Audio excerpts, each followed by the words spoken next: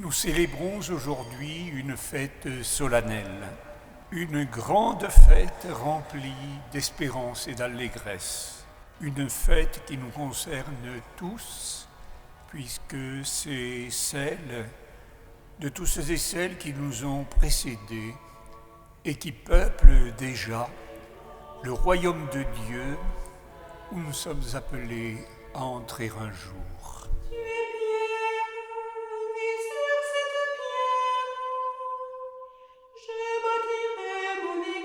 Vivant désormais près de Dieu où ils intercèdent pour nous, ils constituent tous ensemble l'Église du ciel. Cette Jérusalem d'en haut ouverte à tous ceux et celles qui auront vécu les béatitudes. Ces béatitudes proclamées par Jésus et qui sont comme le joyau et la source de tout l'Évangile. Lecture de l'Apocalypse de Saint Jean. Moi, Jean, j'ai vu un ange qui montait du côté où le soleil se lève, avec le sceau qui imprime la marque du Dieu vivant. On est confondu d'optimisme et d'allégresse devant ce que Dieu destine à ses enfants, pourvu bien sûr qu'ils restent ou deviennent enfin fidèles à sa parole. Odpowiedziałem mu, Panie mój, Ty wiesz. Odrzekł mi, to ci, którzy przychodzą z wielkiego ucisku, wyprali swoje szaty i wybielili je we krwi baranka. Et cela au-delà de tout espace et de toute durée dans le temps.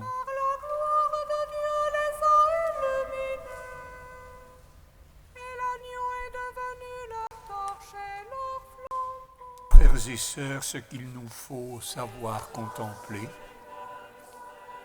quand déjà sur cette terre, nous regardons vers le royaume des cieux, ce n'est pas un simple repos d'une banale existence sans fin qui nous attend, mais une avancée de gloire en gloire dans la gloire infinie de Dieu.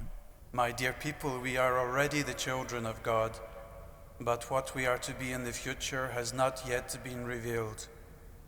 All we know is that when it is revealed, we shall be like him. Pourquoi donc lui serons-nous semblables? Parce que nous le verrons tel qu'il est. Tout simplement parce qu'on ne peut voir Dieu sans mourir.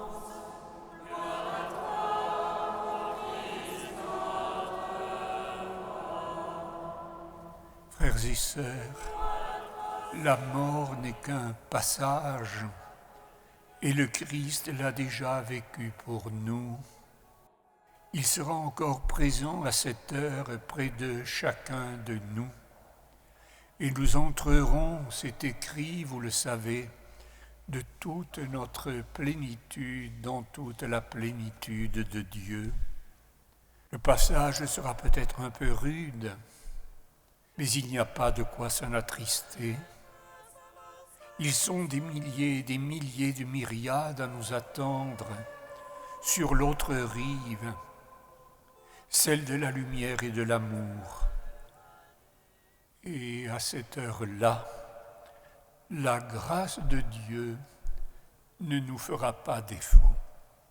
Je crois en un seul Dieu, le Père Tout-Puissant, Créateur du ciel et de la terre, de je crois en un seul Seigneur, Jésus-Christ, le Fils de Dieu. Frères et sœurs, le plus beau de cette proclamation du Sauveur du monde, c'est qu'elle n'est pas spécialement chrétienne, même si au total elle représente la figure la plus parfaite du Seigneur Jésus. Tout homme peut donc se sentir appelé et en vivre. Le royaume des cieux lui sera ouvert au bout de la route.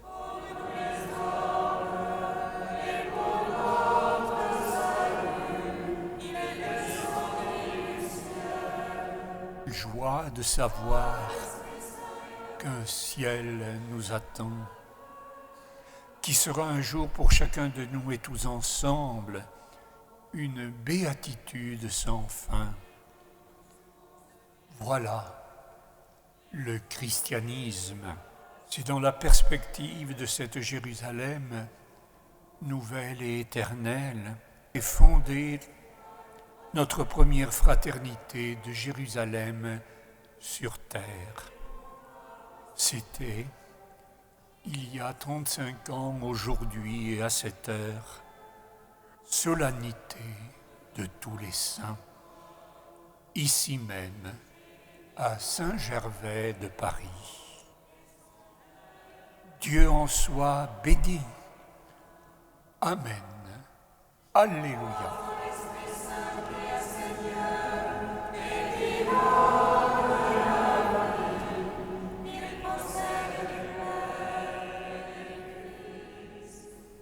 Frères et sœurs, notre destinée à tous, c'est le royaume des cieux. Nous sommes là matin, midi et soir, moines et moniales, pour essayer humblement et joyeusement de vous le rappeler à tous. Le plus grand nombre de saints dans le martyrologe, ce sont des citadins. Nous sommes tous des citadins. Rien ne nous empêche donc de devenir un jour, avec la grâce de Dieu, des saintes et des saints. Que Dieu soit béni pour la famille spirituelle de Jérusalem que nous formons ensemble.